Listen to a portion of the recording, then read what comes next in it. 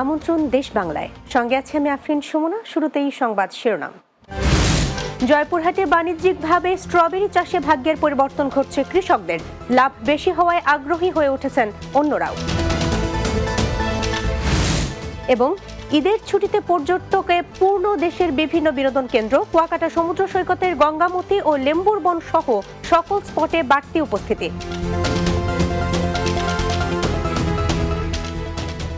শুনছিলেন শিরোনাম, এবার বিস্তারিত। জয়পুরহাটে বাণিজ্যিকভাবে স্ট্রবেরি চাষ করে ভাগ্যের পরিবর্তন ঘটছে কৃষকদের। কম খরচ আর লাভ বেশি হওয়ায় অন্যান্য ফসলের পাশাপাশি দিন দিন স্ট্রবেরি চাষে ঝুঁকছেন কৃষকরা। এখানকার উৎপাদিত স্ট্রবেরি জেলার চাহিদা মিটিয়ে সরবরাহ হচ্ছে রাজধানী ঢাকা সহ দেশের বিভিন্ন অঞ্চলে। নানা সহযোগিতা দেওয়ার কথা জানালেন কৃষি বিভাগ। জয়পুরহাট প্রতিনিধি আয়েশা সিদ্দিকা আশার প্রতিবেদন, জানাচ্ছেন সর্দার রাজীব।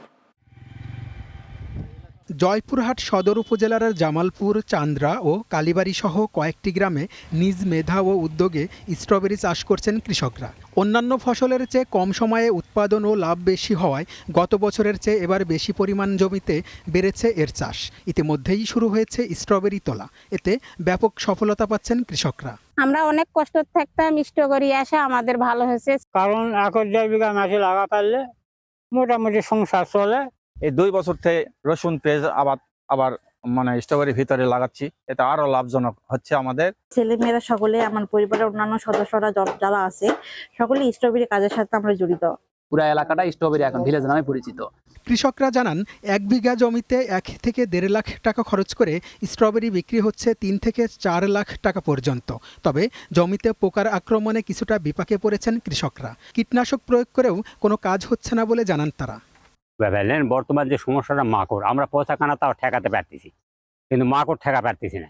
এ ফসলটি লাভজনক হওয়ায় দিন দিন বাড়ছে চাষ। এই চাষে কৃষকদের বিভিন্ন সহযোগিতা দেওয়া হচ্ছে বলে জানান কৃষি বিভাগ। বিষমুক্ত এবং নিরাপদ উপায়ে চাষ করা হয়, এই বিষয়ে আমরা কৃষককে প্রয়োজনীয় পরামর্শ এবং কারিগরি সহায়তা প্রদান করতেছি। আমরা মোটিভেশন এবং বিভিন্ন ধরনের কার্যক্রমের মাধ্যমে কৃষককে উদ্বুদ্ধ করতেছি। জেলার সম্ভাবনাময় স্ট্রবেরি চাষে কৃষি বিভাগের পরামর্শ, সহযোগিতা ও পৃষ্ঠপোষকতা পেলে সরকারে যেমন রাজস্ব পাবে, স্বাবলম্বী হবেন স্থানীয় বেকার যুবক, কৃষক ও নারীরা। Desk report, Bangla TV. ঈদের পর আবারও ব্যস্ত হয়ে পড়ছে উত্তরবঙ্গ মহাসড়ক। সিরাজগঞ্জ হয়ে উত্তর ও দক্ষিণ পশ্চিমাঞ্চলের 22 জেলার যানবাহন চলাচল করে মহাসড়ক দিয়ে। গতকালের তুলনায় আজ সকালে যাত্রী ও মালবাহী যানবাহনের পাশাপাশি বেড়েছে ব্যক্তিগত গাড়ি। টানা 9 দিনের ছুটিতে মহাসড়কে মানুষের যাতায়াত কম। তবে 2-3 দিনের মধ্যেই আবারও পুরোপুরি ব্যস্ত হয়ে পড়বে এই মহাসড়ক। বাস, ট্রাক কম থাকলেও দাপিয়ে বেড়াচ্ছে অবৈধ অটোরিকশা, ভ্যান সহ নিষিদ্ধ যানবাহন। এই মহাসড়ক দিয়ে ঈদের আগে প্রতিদিন প্রায় 50,000-এর মতো যানবাহন চলাচল করেছে। স্বাভাবিক সময়েও 25,000-এর বেশি যানবাহন চলাচল করে। তবে এবছর মহাসড়কের 4 লেনের কাজ প্রায় শেষ হওয়ায় সিরাজগঞ্জ হয়ে নির্বিঘ্নে বাড়ি ফিরছেন ঈদে ঘরমুখো মানুষ। ঈদের ছুটিতে পর্যটকের কানায় কানায় পরিপূর্ণ হয়ে উঠেছে দেশের বিভিন্ন বিনোদন কেন্দ্রগুলো। সরকারি টানা 9 দিনের ছুটিকে কেন্দ্র করে ঈদ উৎসব উদযাপনে পর্যটকের আগমন ঘটে। পটুয়াখালীর কুয়াকাটা সমুদ্র সৈকতে আগত পর্যটকরা সৈকতের বালিয়াড়িতে হই হুল্লোড়ে মেতেছেন। অনেকে সমুদ্রের তীরে আছড়ে পড়া ঢেউয়ের সঙ্গে মিতালিতে মেতেছেন, কেউ বা মেতেছেন বালু খেলায়। অনেকে আবার সৈকতের এক প্রান্ত থেকে অপর প্রান্ত ঘুরে দেখছেন। এছাড়া অনেকেই বেঞ্চিতে বসে প্রাকৃতিক সৌন্দর্য উপভোগ করছেন। এদিকে গঙ্গামতি ও লেম্বুর বন সহ সকল স্পটে পর্যটকদের বাড়তি উপস্থিতি রয়েছে। বাড়তি পর্যটকদের উপস্থিতিতে বিক্রি বেড়েছে পর্যটন সংশ্লিষ্ট ব্যবসা প্রতিষ্ঠানগুলোতে। ময়মনসিংহের গফরগাঁওয়ের পাগলায় ব্যবসায়ী মেহেদী হাসান রাকিব মণ্ডল হত্যাকারীদের দ্রুত গ্রেফতার করে বিচারের আওতায় আনার দাবিতে বিক্ষোভ মিছিল হয়েছে। বুধবার সকালে ত্রিমোহী তল্লী বাজারে বিক্ষোভ মিছিল ও মানববন্ধন করেন এলাকাবাসী। এতে বক্তব্য রাখেন নিহত রাকিবের বাবা মুজিবুর রহমান, মা রেহেনা পারভিন, বড় বোন মনিরা, ইউনিয়ন বিএনপির সাবেক সাধারণ সম্পাদক নাজিম উদ্দিন প্রধান সহ অন্যরা। দ্রুত আসামিদের গ্রেফতার করে বিচারের আওতায় আনা না হলে কঠোর আন্দোলনের হুঁশিয়ারি দেন বক্তারা। দেশ বাংলায় নিচ্ছি বিরতি। ফিরে আসার পর অন্যান্য সংবাদের সাথে আরো যা থাকছে। উপকূলীয় অঞ্চল লক্ষ্মীপুরে সুপারি চাষে আগ্রহ বাড়ছে কৃষকদের। ভেজানো সুপারিতে এবার প্রায় 1000 কোটি টাকা আয়ের সম্ভাবনা।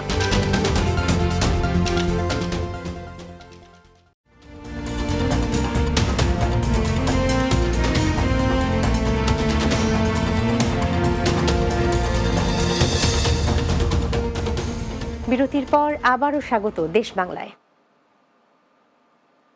উপকূলীয় অঞ্চল লক্ষ্মীপুর জেলার রায়পুরের চাহিদা ও দাম ভালো থাকায় সুপারি চাষে আগ্রহ বাড়ছে কৃষকদের। স্থানীয় চাহিদা মিটিয়ে ঢাকা, চট্টগ্রাম, খুলনা, ময়মনসিংহেও পাঠানো হয় এখানকার সুপারি। তবে সুপারি প্রক্রিয়াজাত কেন্দ্র স্থাপিত হলে এবং সুপারি ভিত্তিক কলকারখানা গড়ে উঠলে প্রতি বছর 1000 কোটি টাকার সুপারি উৎপাদন সম্ভব বলে দাবি চাষিদের। উপজেলা কৃষি বিভাগ আশা করছে ভেজানো সুপারিতে এবার প্রায় 1000 কোটি টাকা আয় হবে। লক্ষ্মীপুরের রায়পুর প্রতিনিধি MR সুমনের প্রতিবেদন, জানাচ্ছেন সুরাইয়া সীমা। লক্ষ্মীপুরের রায়পুর উপজেলায় চলতি মৌসুমে 3200 হেক্টর জমিতে সুপারির চাষ হয়েছে, যা গত বছরের তুলনায় 200 হেক্টর বেশি। উপজেলার প্রতিটি বাড়ির আঙিনা, পতিত ও ফসলি জমিতে সুপারি বাগান রয়েছে। দেশের মোট উৎপাদিত সুপারির মধ্যে 95 ভাগই এ জেলায় উৎপাদিত হয়। রোগবালাই মুক্ত পরিবেশ হওয়ায় প্রতি বছরই সুপারি উৎপাদন বাড়ছে। বছর জুড়েই এর ব্যাপক চাহিদা থাকায় বাণিজ্যিকভাবে দেশের বিভিন্ন জেলার পাশাপাশি সরবরাহ হচ্ছে মধ্যপ্রাচ্যের কয়েকটি দেশে। মালগুলো যায় হলো সিলেট, রংপুর, শ্রীমঙ্গল, চট্টগ্রাম। সরকার যদি এখানে বিশেষ কোনো নজর দেয় যে কৃষক সুপারি নারকেল নিয়ে ভাবে সবসময়, তাদের আরো উন্নতি হবে। সুপারি চাষ লাভজনক হওয়ায় সুপারি ভিত্তিক শিল্প কারখানা গড়ে উঠলে প্রতি বছর 1000 কোটি টাকার এর উৎপাদন সম্ভব। পরামর্শ এবং এই বাগানগুলো যাতে আরো উৎপাদন কম হয়, উৎপাদনশীলতা বৃদ্ধি পায়, সেজন্য আমাদের প্রচেষ্টা অব্যাহত রয়েছে। এখানকার মাটি ও আবহাওয়া সুপারি চাষের জন্য বেশ উপযোগী, তাই সুপারি বাগান করার মধ্য দিয়ে এখানকার কৃষকরা লাভবান হচ্ছেন। Desk report, Bangla TV. টাঙ্গাইলের কালীহাতির এলেঙ্গা বাসস্ট্যান্ডে সাবেক মেয়র নূরে আলম সিদ্দিকীর টিনের দোকানে চুরির ঘটনা ঘটেছে। গতরাতে কোনো এক সময় এই চুরির ঘটনা ঘটে। দোকানের পেছন দিকে টিন কেটে চোরেরা ভেতরে প্রবেশ করে। এরপর ভল্ট ভেঙে 15 লক্ষ টাকা ও আলমারিতে থাকা বিভিন্ন ব্যাংকের চেক নিয়ে যায়। এছাড়া বেশ কিছু কাগজপত্র, দলিল, চেক বই দোকানের পয় নিষ্কাশনের ম্যানহোলে ফেলে যায়। কালীহাতি থানায় এই ঘটনায় একটি সাধারণ ডায়েরি করা হয়েছে। থানার অফিসার ইনচার্জ আবুল কালাম ভূঁইয়া বলেন, ব্যবসায়ীদের আরো বেশি সচেতন হতে হবে। পুলিশের পাশাপাশি ব্যবসায়ীরা যদি সোচ্চার থাকেন তাহলে চুরি রোধ করা সম্ভব। টাঙ্গাইলের মির্জাপুরের নতুন কহেলা জামে মসজিদের ইমাম ও খতিবকে রাজকীয় সংবর্ধনা দেওয়া হয়েছে। ইমামকে সম্মানিত করতে সজ্জায়িত ঘোড়ার গাড়ি টমটমে করে বিদায় দেওয়া হয়। এছাড়া ঘোড়ার গাড়ি বহরে সঙ্গী হয়েছে 1/2 শতাধিক মোটরসাইকেল। গ্রামবাসীরা হাত নেড়ে ইমামের কর্মজীবনের শেষ বিদায় জানান। এমন ব্যতিক্রমী বিদায়ে এলাকাবাসীর ভালোবাসায় আবেগাপ্লুত ইমাম। মসজিদ কমিটির সভাপতি বলেন, এমন বিদায় সমাজে দৃষ্টান্ত হয়ে থাকবে। ইমামের অবসর জীবন ভালো কাটতে সরকারি চাকুরির মতো পেনশন দেওয়া হয়েছে। 2024 সালে গ্রামের পক্ষ থেকে ওমরা হজে পাঠানো হয়েছিল এই ইমামকে। এই গ্রামের মানুষ আমাকে অত্যন্ত ভালোবাসে। এই গ্রামের মানুষ আমাকে বিদায় লগ্নে 9 লক্ষ টাকা দান করেছে এবং অনেক কিছু উপঢৌকন দান করেছেন। এর মতো ভালো লোক আর হয় না। এই ইমামের পিছনে আমি 10 বছর মুয়াজ্জিনগিরি করছি। আমাদের মসজিদ সকল পর্যায়ের মানুষগুলো অত্যন্ত শান্তিপূর্ণভাবে, সৌহার্দ্যপূর্ণ এবং একটা আদর্শ গ্রাম হিসাবে অত্র এলাকায় পরিচিত। সুদীর্ঘ 34 বছর আমাদের গ্রামে থেকেছেন। একজন অত্যন্ত সরল সহজ মানুষ উনি। শেষ করব দেশ বাংলা। যাবার আগে সংবাদ শিরোনামগুলো জানিয়ে দিচ্ছি আরো একবার। জয়পুরহাটে বাণিজ্যিকভাবে স্ট্রবেরি চাষে ভাগ্যের পরিবর্তন ঘটছে কৃষকদের। লাভ বেশি হওয়ায় আগ্রহী হয়ে উঠছেন অন্যরাও। ঈদের ছুটিতে পর্যটকে পূর্ণ দেশের বিভিন্ন বিনোদন কেন্দ্র। কুয়াকাটা সমুদ্র সৈকতের গঙ্গামতি ও লেম্বুর বন সহ সকল স্পটে বাড়তি উপস্থিতি। এবং উপকূলীয় অঞ্চল লক্ষ্মীপুরে সুপারি চাষে আগ্রহ বাড়ছে কৃষকদের। ভেজানো সুপারিতে এবার প্রায় 1000 কোটি টাকা আয়ের সম্ভাবনা।